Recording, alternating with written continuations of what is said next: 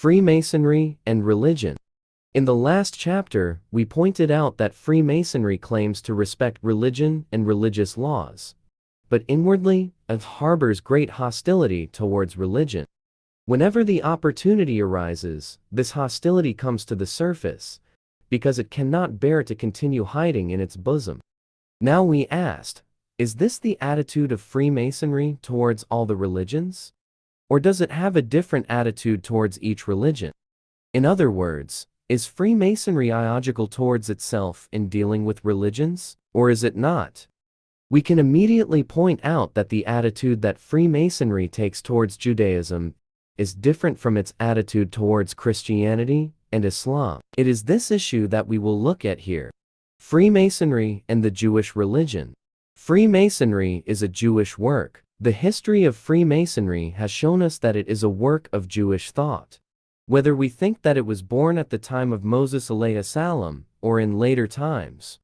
Proof. If there are members of Freemasonry who argue with us in this regard, then every corner of Freemasonry is a definite proof of the truth of what we have stated. The temple, which we find in every assembly, is a name that recalls the Jewish temple which was torn down because of the bad behavior of its priests and because of the evil that always lurked behind them. Old tapestry. The old tapestry mentioned in the third level oath, where there is a picture of the torn down Jewish temple, is an attempt to remind the audience and arouse their zeal to save it. And here the tools to rebuild it are beside them, waiting for their hands and determination.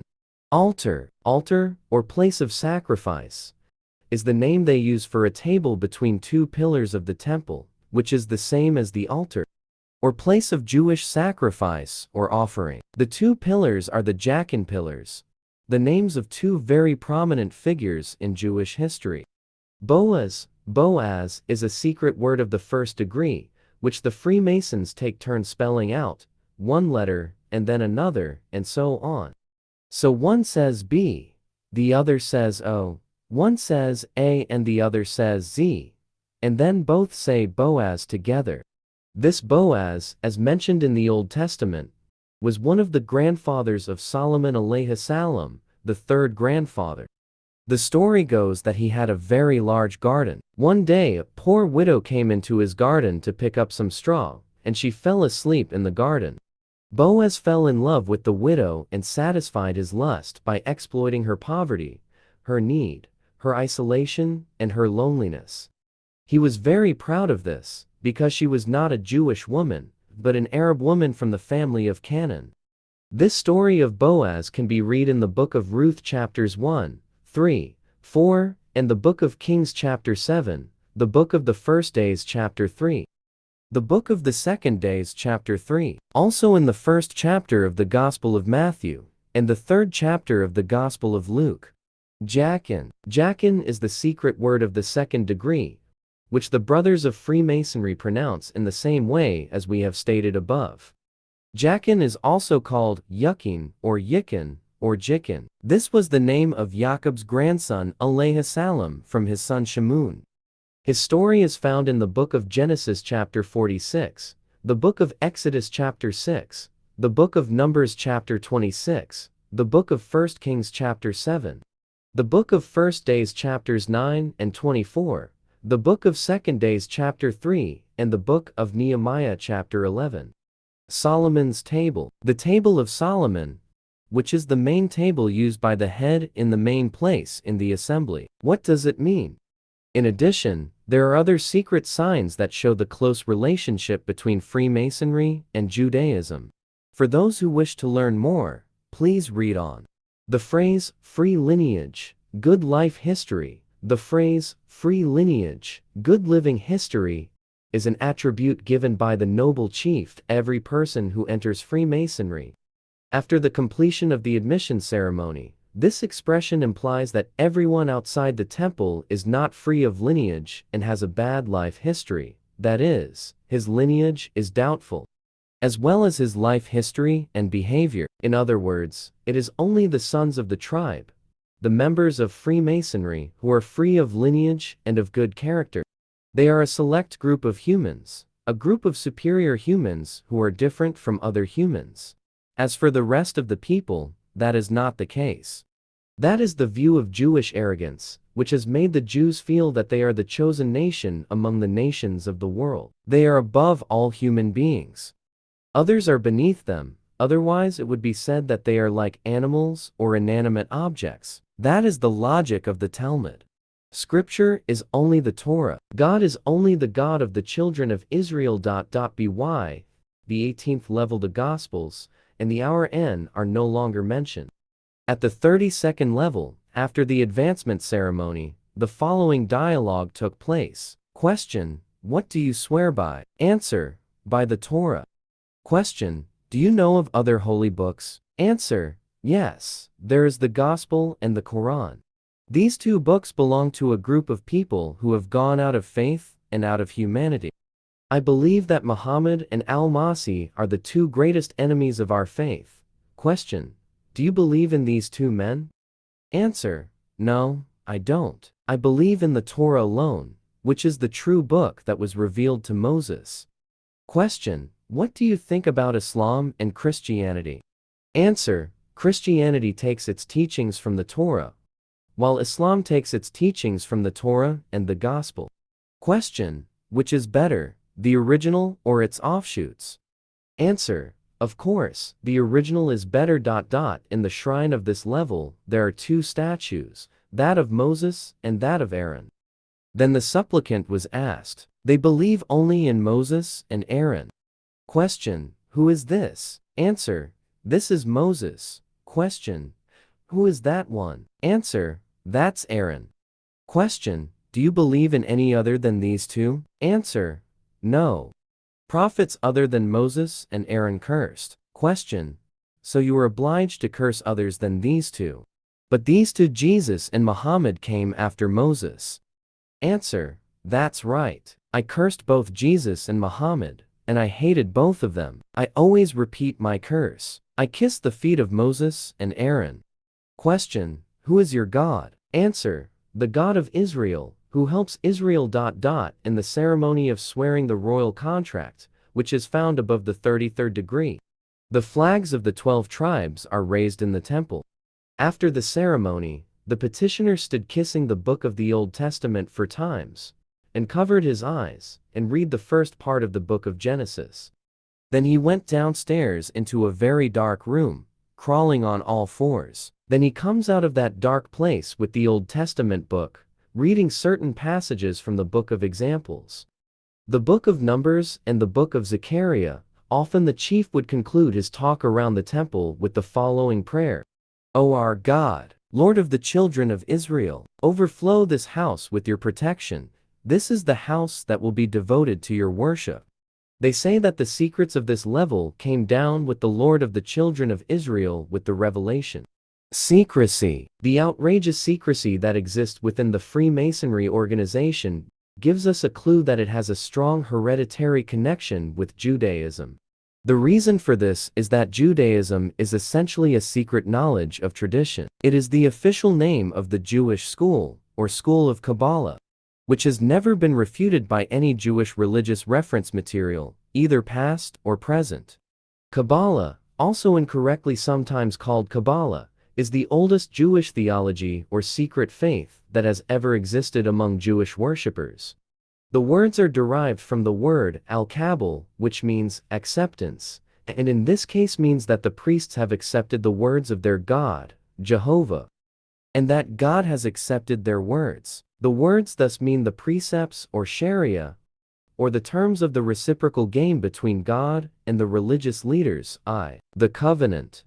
Calling the Torah the covenant recalls the origins of the covenant that was made between God and the religious leaders in earlier times, before the message of Prophet Abraham alayhi salam. Mysticism. Mysticism is one of the evidences that show the very close relationship between Freemasonry and Judaism. For this reason, any talk of Freemasonry and Judaism can be in the form of secret signs or numbers. If it is not done with signs or numbers, then what is on the outside is not what is really meant, because what is true is the inner, the outer. This inner can only be known by a Jew. Each one can know it according to his level and status. Secret signs. Regarding the secret signs, the author of the History of Freemasonry London, 1815, says that they were taken from the signs found in the Book of Kabbalah. Numbers. As for numbers, the Book of Flower Zohar, with all its riddles and secret signs, cannot be understood except by reviewing the mathematical numbers found in the Book of the Sons of Kuchi Mafatit. The Book of Flower Zohar was written by the great Hakam Akbabi Yusuf, the chairman of the Supreme Academy of International Jewry, or Sanhedrin in Greek, or Greek-derived Hebrew. In this book are the basic principles of Kabbalah, namely: 1. The secret of God specific to the Jewish people. 2. God's illumination, the language of conversation with God. 3. Celestial economy. 4. The way of creating and procreating human beings. 5. God's techniques and creature processes. 6. How God included the Jewish priests in this knowledge. 7. The status of angels and the status of God. 8. The function of demons. 9. Establishing the soul in the body, and how to contact and influence the soul. 10. Connecting matter with the soul, or between physics and metaphysics. This is the nature of God, but is known by the Jewish priestly leaders. 11. The status of the soul next to death. 12. How to raise the dead by affecting their souls. 13. How to use the human soul in the life of the world. All these principles were only passed on orally from the Hakam Jewish priests starting from the Babylonian invasion until the arrival of Hakam Akba and his writing down of the Zohar. It is said by Jewish convert to Christianity, Salomon Munk, in his book The Philosophical Environment, that this book is older than the Torah and Talmud, as both books were written approximately 3,000 years after the time of Abraham, or 1,000 years, and possibly more, after the time of Moses and Aaron. The book of the Zohar is filled with many difficult words and secret signs, making it impossible to read for those who do not have the key to the Zohar. Freemasonry has inner and outer, and so does the Torah. That Freemasonry has an outer and an inner aspect, we can know from the Jews. Among them, the book of the Torah has a very different outer aspect compared to its inner aspect. This inner aspect can only be understood by religious leaders who have memorized the text of the original and Old Covenant by heart. Judaism is an inner religion. True Judaism is an inner religion that cannot be known even by its own followers. Judaism is a theological position whose absurdities can only be deciphered by the brains of religious scholars. In Section 3, Book V, of the French translation of the Zohar Book p. 378, we read the following: Accursed are those who say that the writings of the Torah contain meanings that are not intended by the words contained therein. They are nothing more than external words that are only skin deep. Underneath are meanings which only those who are able to do so understand.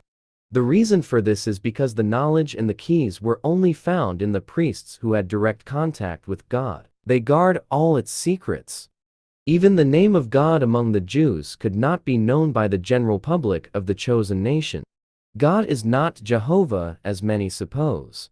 But he also has another name, memorized only by the religious leaders who are descendants of the first people who have accepted the covenant with the God they themselves have chosen from the many gods who have been associated with all past tribes and nations. Understanding the secrets of Judaism and Freemasonry is comparable in degree. The secrets of Judaism can only be known by a religious leader according to his level in the social stratum. This is also the case with Freemasonry. Each time a member advances in rank, his knowledge of its secret signs and expressions increases a little, in proportion to the rank he has reached. The book of the Zohar is filled with many difficult words and secret signs, so that it is impossible to read it for someone who does not have the key book of the Zohar. This key book was compiled by Hakam Akba ibn Yusuf, and is accompanied by a Tafsir dictionary. Both of these are appendices to the book of the Zohar, for without them, it would not be possible to read the book of the Zohar. In Hebrew, the key book is titled Sefer Yetzirah, and in English it becomes Book of Formation. Texts supporting Freemasonry's connection to Judaism. After all this, if there are still people who have doubts about the connection between Freemasonry and Jewish thought, then here is presented evidence that reinforces the truth of this connection. Al-Khoury's opinion. Freemason Abdul Halim Ilyas Al-Khoury writes in his book as follows: Freemasonry has Israeli thought at its heart. In its history, traditions, and secret codes, and in all its secrets are clearly visible Jewish fables that they sanctify. It is Jewish in character and derives from Jewish sources only. p. 11. Elsewhere he writes, Freemasonry has a Jewish character, and there is a Jewish spirit in all its movements. It works, whether inspired by its members or not, to instill a Jewish spirit among its followers and to revive the Zion ideal of rebuilding the Temple of Solomon. p. 13. Elsewhere, we can also read the following: Royal Freemasonry, its principles, its teachings, its degrees, and its aims, are all aimed at sanctifying what is contained in the Torah, and rebuilding the Temple of Solomon, and interpreting its formulas according to the will of their taste. p. 38. Opinions of the Jewish Encyclopedia. In the Jewish Encyclopedia under the words Freemasonry, the following words are written. Its technical language, symbols, secret signs and ceremonies, are entirely Jewish. Similarly, in the Encyclopedia of European Freemasonry, printed in Philadelphia in 1906, we can read the following sentences. Every assembly of Freemasonry must take the form of a Jewish temple. Every presiding officer must be a Jewish king. Every Freemasonry man must be the personification of the Jewish individual. Opinions of the International Magazine for Secret Organizations. Finally, we find the International Magazine for Secret Organizations, in which we find a new expression, Freemasonry, which means that everyone must first become Jewish before entering Freemasonry.